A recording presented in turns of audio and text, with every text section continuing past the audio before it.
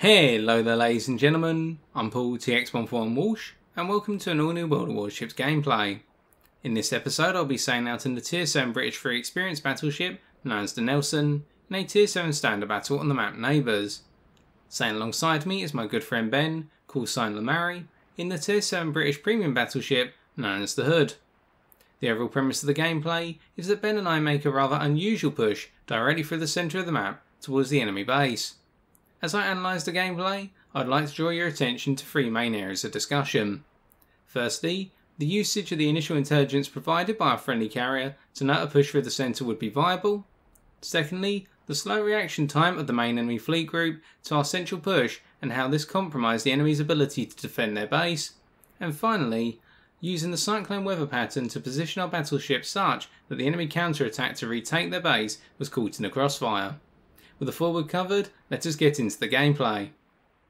Loading in and looking at the team sheet, we can see this is a battleship orientated game, what with there being 5 battleships a side, and the limited number of destroyers, 2 a side, means that we have to consider the need to eliminate the enemy destroyers early on, that way robbing the team of 2 key sources of vision control, and in return putting additional pressure on the enemy carrier. Do that at a given instance, spread their planes thinly to provide vision for the whole of their team, or do they keep them clumped up in order to focus on damage output against specific ships on our team? Looking at where we spawned in, we can see that we spawned in on the western side of our team, then off towards our starboard side. This is a bit of an issue in the case of the Nelson, because we're not at the heart of the team and we've only got a limited top speed of 24 knots, if all of our team decide to go towards the northeastern corner of the map right now, we're going to be trailing them by a considerable margin. And whilst this could be countered to an extent by our gun range on our primary batteries of 18.2 kilometers, the fact that we do not have a spotting aircraft available to us as a consumable means we cannot extend our range further for a limited period of time in order to get those initial engagements within our gun range to try and do some damage. Instead, we're going to miss out on those opening opportunities to deal damage and have to gradually make our way into the game, normally by the 5-minute mark, so 15 minutes remaining on the clock. To counter this, what I'm planning to do is move towards the centre and therefore project radial gun range rather than gun range focused down a particular side of the map.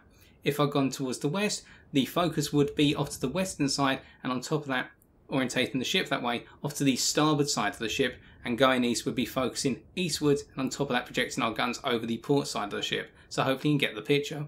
But here we can rotate our guns all the way around the ship and therefore point them in the given direction of the most viable engagement. Of course, this has a trade-off in the fact that we're going to be exposed to multiple flanks, but looking at what our team's doing in terms of orientating northeastwards, we're going to be covering the flank of our team for at least the opening portion of the game, and this is going to help them out hopefully.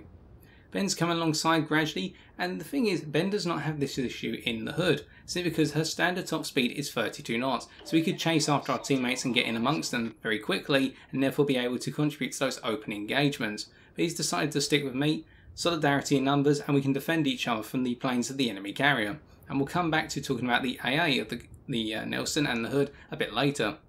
But more importantly, looking at what our friendly carriers' fighter squadrons have spotted, we can see that 3 key battleships on the enemy team are orientated towards the northeast. The Tier 7 Nagato and the Tier 7 King George V, and also the Tier 6 Dunkirk. And with the first of their 2 laggards in the air also being seen to go northeast, their Mars, one of the 2 destroyers, and the Gallant's going to be shortly spotted, having orientated itself initially westwards by looks of things, but then reverse its directionality towards the northeast, cutting across the centre, and we're going to try and get an opening hit on them to no avail. We can see that half the enemy team at least is going northeastwards, and our suspicions are being furthered as one of our friendly carriers' fighter squadrons spots even more of the enemy team, and we can see now that approximately 9 to 10 ships are all going northeastwards, which means we have an opportunity to exploit here. And with a cyclone timer being triggered, being just over 4 minutes away, we have 4 minutes, Ben and I, to really push through the centre and exploit the fact that both teams are going to crash into each other, or their main fleet groups are going to crash into one another in the northeastern corner of the map, and in return we can start to put pressure on the enemy's flank, and most importantly on the enemy's base. Now coming back to the concept of AA and why we're situated so close to one another, Ben and I. The AA of the Nelson in particular is okay but not too great. It's focused very heavily towards the short and medium ranges, with the Euros being 2 km and 2.5 km in range respectively, and the DPS values are 140 and 119. We do have a long range Euro of 4.5 km, but its DPS is only 36. And whilst I cannot comment on the AA of the Hood specifically, what I do know is it's not too impressive, but it does have a useful gimmick to it.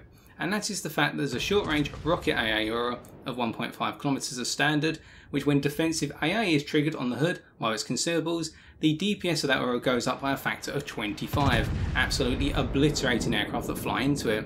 So if we situate close to one another, firstly we can cover each other in terms of our AA radii, and secondly, if the enemy aircraft get close enough to strike myself or Ben's ship, he can trigger the defensive AA consumable and hopefully rip them apart.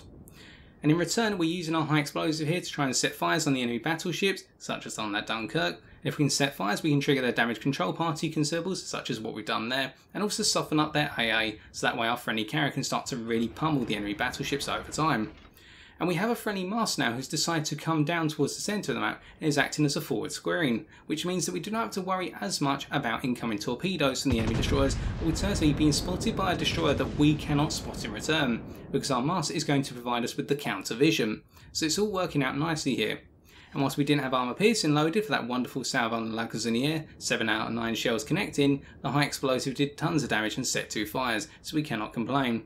What with our base alpha and our high explosive being 6,900 and our fire chance being 46%.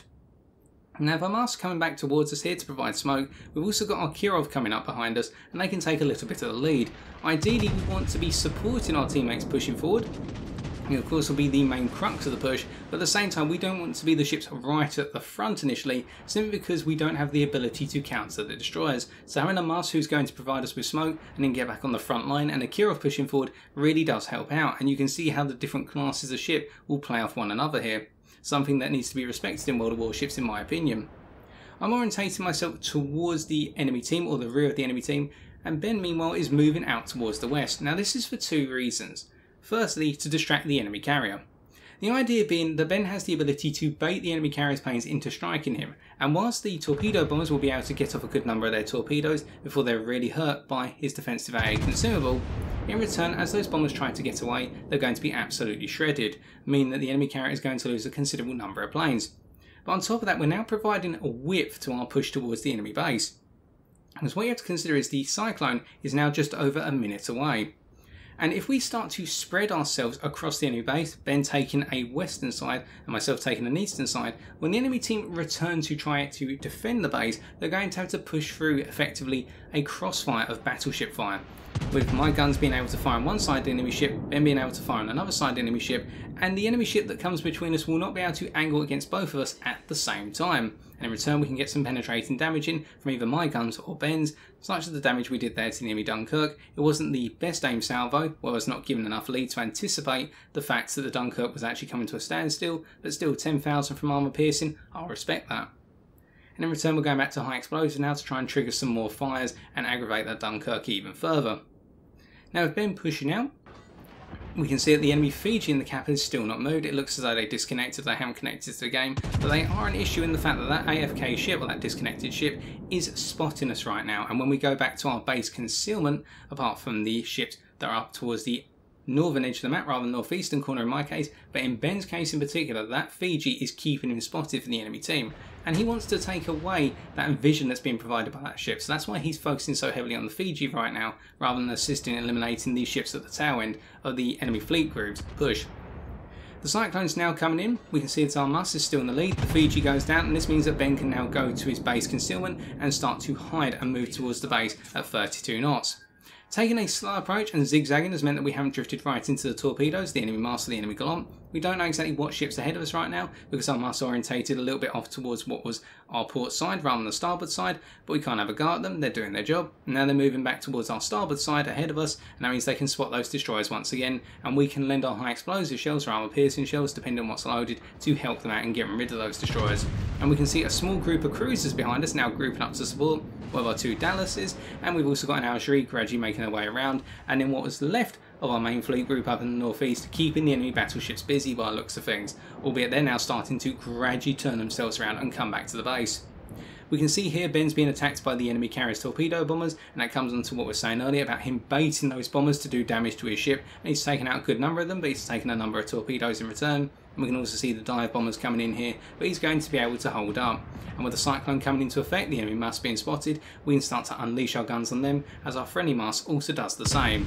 and that's where the fleet position order comes in, and the fact that we have this opportunity to try and get the destroyer out of the game. The enemy Gallant has gone to smoke off to our starboard side, a little bit further off screen, almost off screen, and we can work with our masts here to get rid of those 2 destroyers and have our 2 Dallases right behind to provide some longer range fire. Albeit it would be perhaps a little bit nice if they could get closer to really bring their 6-inch batteries to bear, but not complain, just an observation. Unfortunately, our master is going to be taking a torpedo at this point, and in return we're really going to hit the enemy master as hard as possible. Ben's also got his guns loaded, I believe, at this point, so we hit them hard with high explosive. Ben finishes them off for a destroyer eliminated, and the Gallant is still in its smoke screen. But remember, now that the master is no longer spotting because they're out of the game, it means that the enemy Gallant's smoke screen is really being robbed of its effectiveness, and with the Cyclone in play, they're going to have to come forward if they want to provide spotting or information for their team. But remember, looking at the minimap as the enemy ships were spotted, say 30 seconds ago, it really does look as though the enemy team is disjointed in its return to their base. And we're then really pushing towards what would be the northern side of their base right now. And myself sitting off to the southern side, we are creating that funnel into which the enemy ships will need to push to defend. And the enemy Gallant comes out with smoke screen, continually pushing towards us. They're dodging the incoming torpedoes, so we throw a high explosive at them. And that's enough to take them out of the game with 4 successive hits. Our first kill of the game, and that means now the enemy destroyers are gone completely, so the enemy team now has to use bigger ships to provide vision for the rest of the team against the presence of the Cyclone. So you can see how all the factors are building up, and we really do have control of the situation, with our friendly carrier also putting their fighters over the top of Ben's ship, and he's being assailed once again by torpedo bombers. I'm pushing into the southern region of the cap now, and we can see the Lagaziniere is taking a position towards the northeast of the cap to try and push away Ben's hood, burning him down potentially, and the enemy Nagato is now pushing in towards the eastern side of the cap, or making their way. And I'm opening fire with high explosive initially, trying to set some fires, and it was the shell type I had loaded. Angling in, I don't angle quickly enough, meaning that I take a number of armour piercing shells through my 25mm bow armour, and that's why the weaknesses of the Nelson, the fact that she does not have too great bow armour, and she can be very easily penetrated by large caliber guns, i.e. 406mm caliber guns, for example, will absolutely cut through the bow through overmatched mechanics. Nonetheless, we're parking up, and at this point the enemy team does need to push in, and we can see that the 2 Tier 7 battleships are making their way in, the Nagato and the King George V, and I'm switching to armour piercing here simply because the Nagato's on fire in multiple locations, their health is burning down. The King George is something that Ben can potentially shoot at, but I really want to focus on the Japanese battleship where possible because it's got the greater health pool and we've got more ships working on it. If we can get rid of the King George in between engagements here, well, the Nagato putting its fire away, and the King George is exposed an absolutely prominent broadside, they may go for it, but they're also heading behind a landmass, taking away my opportunity to really exploit the broadside they're giving me. So instead, continuing to find Nagato here, getting some bow penetrations on the broadside, wanted to perhaps aim a little bit higher and towards the centre of the ship to get more out of our armour piercing shells, because what you have to consider is the armour piercing shells of British battleships are not as effective at getting through battleship armour as their other nationality counterparts, simply because they seem to fuse earlier if I remember correctly, or they just lack that raw penetration. Don't quote me on the exact mechanic.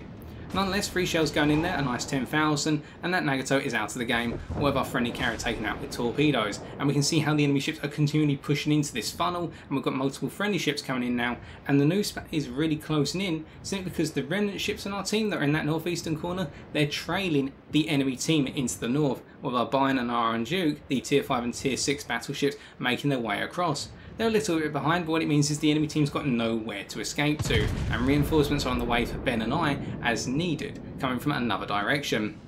We get a very meaty salvo there into the broadside of the King George, 13,000 damage, picking up our Confederate, and the King George is practically out of the game, or very shortly they only need a couple more shells to hit, and not necessarily our own. Instead our mast hits some of the torpedoes. That's the second of the 2 Tier 7 battleships out, and the game is pretty much wrapped up. Because we have base control, we've got multiple ships together here, so we've got the firepower advantage, and now I'm starting to make my way forward towards the enemy laggers in the air. Fire with armour piercing, not going to get too great a salvo here unfortunately. The dispersion on the guns of Nelson can be a little bit awkward at times, with a max dispersion of 225 metres and max range, but they're not the most accurate guns in the world, but we have seen them work for us and work against us. And with the Laggers in the air seemingly going into the side of their Iron Duke or vice versa, zooming in we can see that's about to happen. It looks as though the Iron Duke is actually going to T-bone the Laggers in the air. If the Laggers in the air can make it past their friendly battleship, but they're drifting into the torpedoes, our friendly Gallant. The Iron Duke is so focused on what's going on to a different side of them, by the looks of things, off to what would be their port side based on orientation, that they haven't noticed all of our ships coming in from what would be their bow end or alternatively their starboard side, and we can all as a team now work on finishing off this British battleship and get them out of the game. We're not going to be getting the kill here, we'll be throwing in some armour piercing just to do considerable penetration damage, and our teammates will get the job done. Post game stat time. A wet, windy, but no less wonderful victory in the end. We can see that our battle performance amounted to a damage output of 81,953 HP. Along the way we picked up 2 achievements. Firstly, the standard achievement of Devastating Strike, awarded for destroying an enemy ship with a single artillery salvo, torpedo salvo, or aircraft by causing damage in excess of 50% of the destroyed ship's normal health pool. This was secured on the enemy Gallant. Secondly, the heroic achievement of Confederate, awarded for damaging at least 6 enemy ships where the damage caused to each ship must exceed 20% of their normal health pool. Moving on to the team scores, we can see that we topped the team in terms of base experience earned with 1,836 XP, and Ben came in a very close second with 1,824. Our role over the course of this game was to make an effective push through the centre of the map in collaboration with Ben's hood. Reason being, both teams sent their main fleet groups to the northeastern corner of the map. Over time, the enemy's larger concentration of battleships appeared to be tipping the engagement in their favour. However, this relative success was hard countered by a push through the centre, directly towards the enemy's base. This in turn forced the enemy into making a decision: turn back to defend or exploit their breakthrough in the northeast. In the end, the enemy team took the decision to turn back to defend, but because they had not completely cleared our main fleet group from the northeast, this meant that our team could encircle the enemy fleet, this encirclement involving 2 key parts. Firstly, defensive positions as taken around the enemy's base by our Nelson and Ben's hood, and secondly, a counter-attack in the northeast by the remnant ships in our team's main fleet group. Moreover, as the enemy's decision was not collective, but on a ship-by-ship basis, this made their defensive effort rather blunt. This was only furthered by the cyclone, which meant only the lead elements of the enemy's counter-attack, i.e. their Tier VII battleships, could engage our defensive positions, whilst the remaining elements had to try and catch up before it was too late. Before we move on, I would also like to make a special mention to our Tier 7 German destroyer known as the Mars, operating under the call sign Voodoo Warrior, who did their best to support our push towards the enemy base. In particular, they provided a series of smokescreens which helped to mask our positions and ensured Ben's hood remained afloat at the end of the game, and they also kept ahead of our ships, thereby spotting both incoming torpedoes from the enemy destroyers and the actual destroyers, meaning that Ben and I could help our Mars in quickly dispatching these ships which may have delayed our push in the long run. As for our detailed report, we have no key items to note today and shall move on. Finally, coming on to credits and experience earned, we can see that after additions and deductions, we took away 324,508 silver credits and 5,507 commander experience. In conclusion, I believe today's gameplay has demonstrated how early intelligence can make a significant difference in the potential outcome of a match. For our carrier's initial spotting, Ben and I quickly deduced that the enemy team was concentrating most of its ships towards the northeast corner of the map. In turn, this, and the early warning of an incoming cyclone, gave us the confidence to push through the centre of the map towards the enemy base with ample support from a friendly destroyer. Beyond this, the gameplay has also served to highlight how knowing when to defend one's base in a standard battle is pivotal, and brings full circle my original discussion of this concept as discussed in my Fiji gameplay back in April 2018, where I had to make such a decision. With the enemy fleet's response being disjointed, we could break through the initial response from the enemy's destroyers and carrier, and then secure our defensive positions around the enemy base before the battleships arrived. Albeit it should be respected, the reduced visibility afforded by the cyclone made this somewhat easier to achieve. By that point, the game was out of the enemy's hands, and went from being a close contest to just a storm in a teacup. With that, I've been TX141. If you have enjoyed this video, why not leave a like, comment or subscribe for future World of Warships videos on my channel. Additionally, if you do not currently play World of Warships but are thinking of now giving this highly enjoyable game a try, you can sign up today using the link in the video description. Alas, that is all I've got time for today, ladies and gentlemen. Until next time, as always, I bid you fair winds and following seas.